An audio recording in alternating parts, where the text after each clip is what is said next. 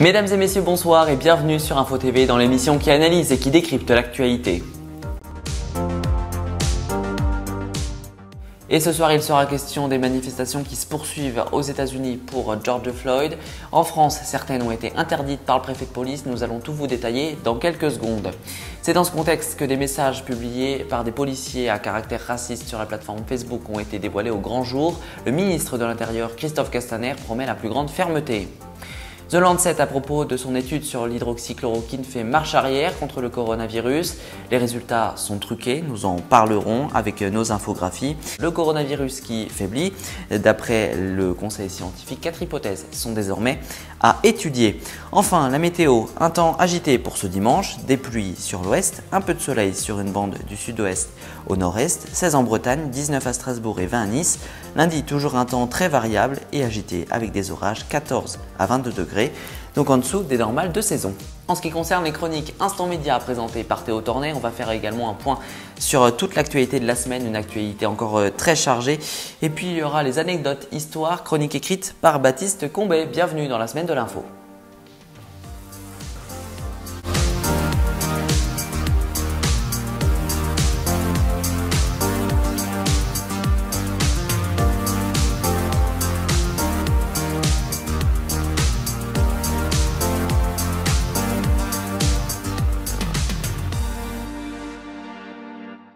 Les manifestations continuent aux États-Unis mais faiblissent, ainsi que les dégâts. Nous vous en parlions mercredi dans notre édition spéciale, vous le voyez. Depuis que George Floyd a été tué par Derek Chauvin et 3 autres de ses collègues, vous avez vu ces images très choquantes et les assassinats ont été requalifiés en meurtre.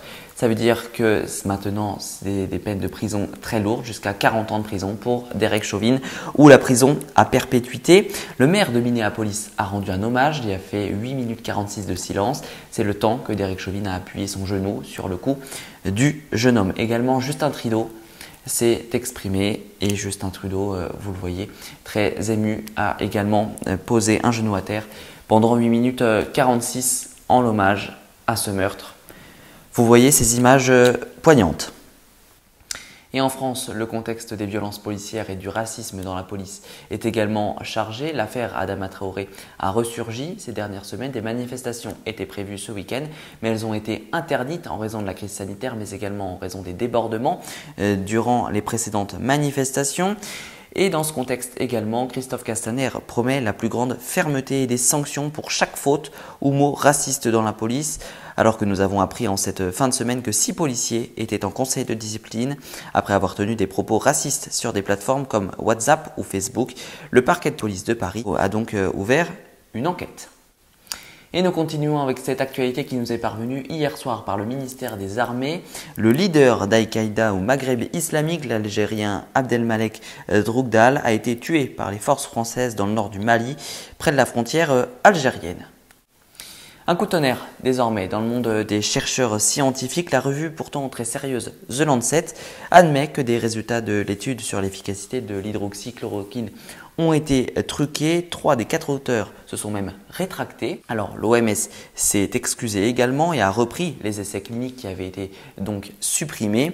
Le ministère de l'Intérieur français est furieux à cause des mesures prises à la suite des résultats. Le professeur marseillais, lui Didier Raoult, s'est empressé de réagir après ce rétropédalage. Il nomme les chercheurs les pieds nickelés, mais selon un autre essai clinique majeur, il n'y aurait pas d'effet sur le coronavirus après avoir pris de l'hydroxychloroquine. Les études sont donc toutes en train de faire ce qu'elles peuvent pour justifier ou non la prise d'hydroxychloroquine. Et tout cela s'inscrit aussi dans un contexte très compliqué car l'essai Discovery qui devait trouver un vaccin, lui pour le moment se révèle être un fiasco et n'est toujours pas prêt.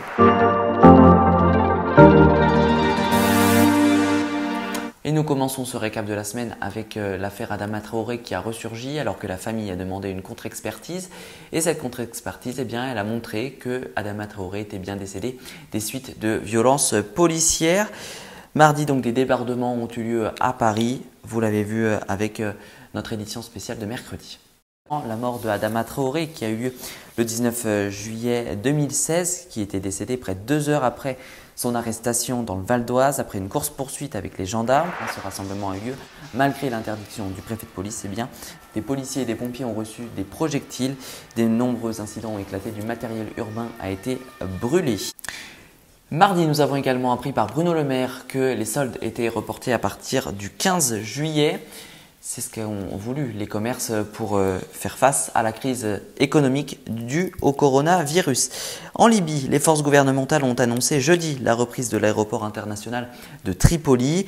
Et puis vendredi, du nouveau dans l'affaire Madi Makan, cette petite fille disparue il y a 13 ans. Eh bien, les autorités allemandes envisagent qu'elle est décédée. Son corps n'a jamais été retrouvé. Pourtant, la police allemande trouve un nouveau suspect d'1,80 m et connu dans de nombreuses affaires de pédophilie. Repartons désormais à l'actualité et au coronavirus, le virus qui faiblit de plus en plus désormais.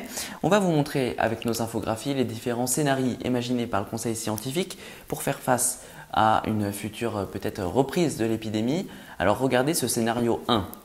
C'est le plus probable, le plus simple aussi. Quelques clusters localisés et maîtrisés émergent. Le virus est sous contrôle et il faut respecter les gestes barrières pendant minimum 6 mois. Le scénario 2, désormais une gestion un petit peu plus compliquée, des clusters critiques et des mesures pour isoler et tester en urgence sont mises en place.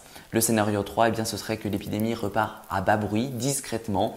Des mesures de confinement pour certains secteurs seraient donc mis en place et certains commerces ou restaurants pourraient fermer. Enfin, le scénario 4, eh bien, ce serait le pire, un scénario hors de contrôle et un reconfinement national qui pourrait bien avoir lieu. C'est le scénario le plus redouté, bien entendu.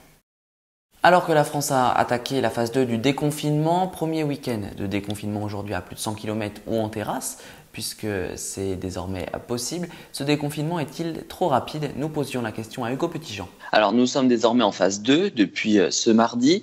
Le déconfinement s'accélère donc, c'est une bonne chose, mais est-il trop rapide finalement? Alors, il est peut-être un peu trop tôt pour le dire. Ce qu'il y a de sûr, c'est que le virus est encore là, bien présent, et qu'il va falloir que les Français soient responsables en continuant d'appliquer les gestes barrières, en limitant leurs déplacements. Et même si l'épidémie commence à perd du terrain, même on peut le dire, nous ne sommes pas à l'abri d'une remontée du nombre de cas et de cette fameuse deuxième vague. Il faut donc impérativement appeler à la prudence et appeler les Français à ne pas revivre comme avant, en retournant se balader dans les centres commerciaux, en allant voir toute la famille. Il faut avant tout préserver les plus fragiles d'entre nous pour, on l'espère, enfin voir la lumière au bout du tunnel. Enfin, des chiffres pour illustrer un petit peu cette crise politique peut-être qui va prendre le relais sur la crise sanitaire puis économique. Le baromètre YouGov pour l'Huffington Post annonce qu'en un mois, Édouard Philippe, le Premier ministre au front, qui a annoncé de nombreuses annonces pour le déconfinement, a pris 11 points. Il est donc maintenant à 42% d'opinion favorable. Et à l'inverse, Emmanuel Macron, le président qui a annoncé avec un ton plus ou moins martial des annonces pour le confinement, lui perd 1 point en un mois et est donc à 28%. Et tout de suite, on fait un point média avec Théo Tornet. Bonsoir Théo.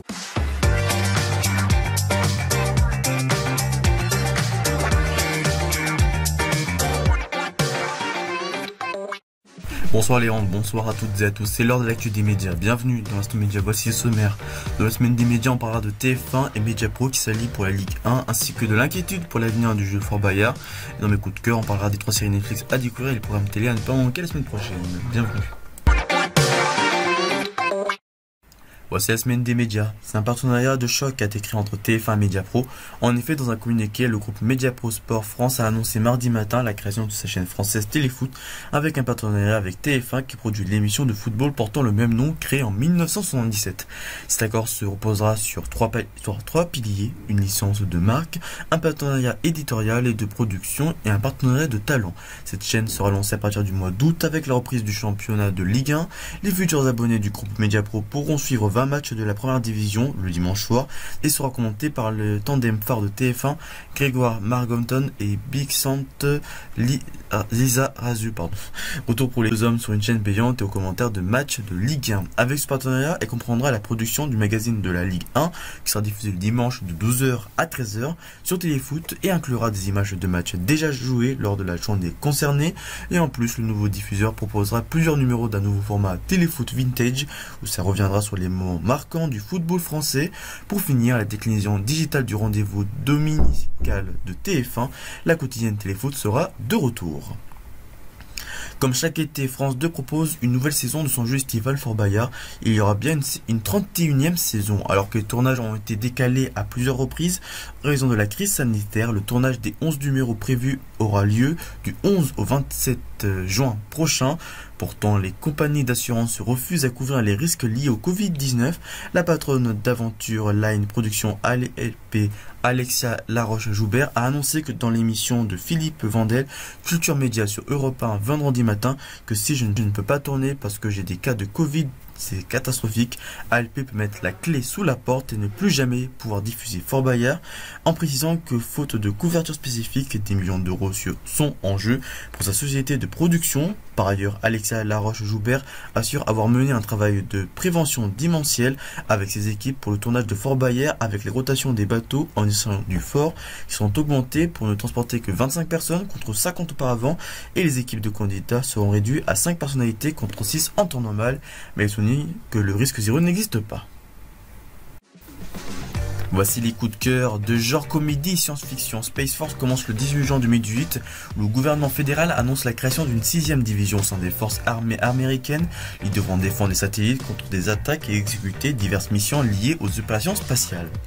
30 Reasons Why raconte l'histoire d'un adolescent, Clay Johnson, qui découvre sous sa Porsche au retour du lycée une mystérieuse boîte portant son nom. Il découvrira à l'intérieur des cassettes enregistrées par une camarade de classe suicidée 2 semaines auparavant, Anna Baker. Dans l'enregistrement, la jeune fille dont il était amoureux révèle ses 13 raisons qu'il a mis fin à ses jours, mais est-ce que Clay en fait partie? Dans leur regard, dans son titre original When the Say Us, de genre drame, est une histoire vraie qui raconte 5 adolescents de couleur qui sont accusés de viol alors qu'ils étaient en réalité innocents. Dans les programmes télé à ne pas manquer, demain nouveau thème dans Capital, barbecue, piscine, jeux d'enfants, les produits stars d'un été pas comme les autres, ça sera à 21h05 sur M6. Lundi, vous pourrez voir ou revoir le film Forrest Gump à 21h05 sur M6. Mercredi, vous pourrez découvrir un documentaire sur l'un des musées les plus visités au monde dans Orsay, les grandes métamorphoses à 21h05 sur RMC Découverte. Fin de l'Instant Média, la suite de la semaine de l'info avec vous Léon. D'ici là, portez-vous bien, ciao. Place aux anecdotes histoires écrites par Baptiste Combet. Le concept de la bouche à incendie date d'au moins du XVIIe siècle. Celui-ci aurait été inventé par l'ingénieur en chef du service des eaux de Philadelphie, Frédéric Graff, mais cela ne peut être affirmé avec certitude puisque le brevet a été détruit lors d'un incendie en 1836.